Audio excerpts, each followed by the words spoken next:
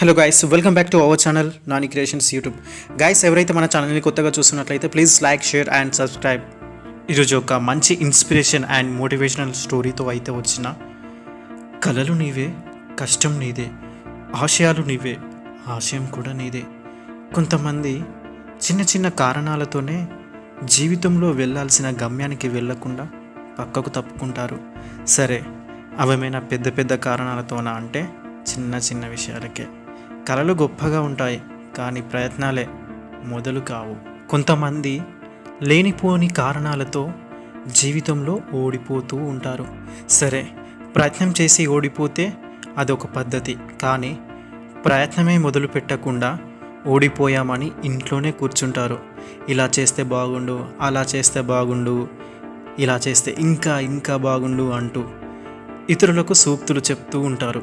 కానీ అప్పుడే ప్రయత్నం చేసి ఉంటే కనీసం ఆశయం కోసం ప్రయత్నం చేసామనే తృప్తి అయినా మిగులుతుంది కదా. ఈ విషయంలో ముందుగా ఓ స్టోరీ తెలుసుకోండి. Okay, let's get in to the video. ఆకాశంలో ఎగురుతున్న గద్దను చూస్తుంటాం. మన కంటికి అది కోడి పిల్లలను ఎత్తుకుపోయే పక్షి మాత్రమే. కానీ దాని జీవితాన్ని పరిశీలిస్తే మనిషి జీవితానికి స్ఫూర్తినిచ్చే ఓ గొప్ప కథ దాగి ఉంది. గద్ద జీవితకాలం 70 సంవత్సరాలు. గద్దకి 40 ఏళ్ళు వచ్చేసరికి గోళ్ళు బాగా పొడవుగా పెరిగి ఆహారాన్ని పట్టుకోవడానికి సహకరించవు. పొడవైన దాని ముక్కు కొన వంగిపోయి ఉంటుంది. ఈ కారణంగా ఆహారం పట్టుకోవడం కష్టమవుతుంది. వాటి యొక్క ఈకలు కూడా బాగా పెరిగి బరువై చురుకుగా ఎగరడానికి సహకరించవు. ఇలాంటి సమయంలో గద్ద ముందున్నది రెండు దారులు. ఒకటి ఆహారం లేక చచ్చిపోవడం, రెండోది తనను తాను మార్చుకోవడం. గద్ద రెండో దానిని ఎంచుకుంటుంది. మార్పు కోసం తనకు దగ్గరలో ఉన్న ఒక ఎత్తైన కొండను స్థావరంగా చేసుకుంటుంది. పెరిగిన ముక్కు కొనను కాళ్ళ గోళ్ళ మధ్యలో పెట్టుకొని బాధ కలిగిన నెమ్మదిగా వలిచివేస్తుంది. ఆ తర్వాత ముక్కు మళ్ళీ కాస్త కొత్తగా వచ్చి పదునుగా పెరిగే వరకు ఎదురు చూస్తూ ఉంటుంది.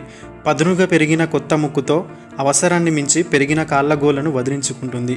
ఆ తర్వాత తన ఈకలను తానే పీకేస్తుంది. అలా మళ్ళీ కొత్తగా జన్మిస్తుందన్నమాట. బరువుగా ఉన్న తన రెక్కలను తేలికైపోతాయి. ముక్కు మళ్ళీ పదునుగా మారుతుంది. గోళ్ళు ఏదైనా పట్టుకుంటే వదలకుండా తయారవుతాయి. మళ్ళీ బతుకు పోరాటంలో దూకేస్తుంది. గద్ద జీవితంలో ఎంత గొప్ప స్ఫూర్తినిచ్చే స్టోరీ ఉంది కదా. చిన్న చిన్న విషయాలకి కృంగిపోయి జీవితాన్ని నాశనం చేసుకునే బదులుగా పోరాడితే గెలుపు మీ కాళ్ళ దగ్గరికే వస్తుంది. మనం గెలవాలంటే మనలో మార్పు తప్పనిసరి. అక్కడే ఆగిపోతే మిమ్మల్ని చూసి మీకే బోరు కొడుతుంది. ఇక సమాజం మిమ్మల్ని పట్టించుకోవడమే మానేస్తుంది. నీ రాత రాసేది ఎవరు? నీ దారి మార్చేది ఎవరు? కలలు నీవి, కష్టం కూడా నీదే, తలిచేది నువ్వు, తలబడేది కూడా నువ్వే. ఓటమి నీదే, గెలుపు కూడా నీదే. నీ ప్రయత్నము, నీ విజయము, నీ జీవితం అంతే.